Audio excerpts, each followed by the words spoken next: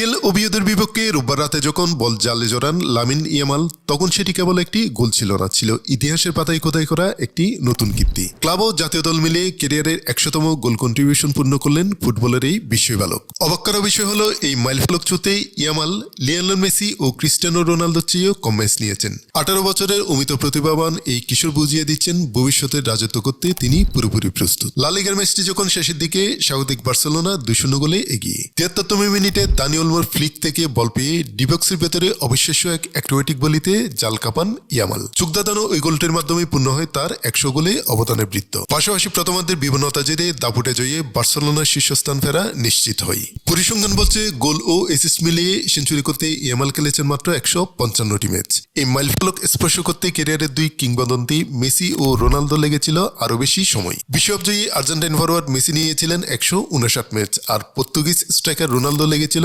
234টি match. শুধু ম্যাচের সংখ্যায় নয়, বয়সের দলীয় ইয়ামাল শীর্ষে।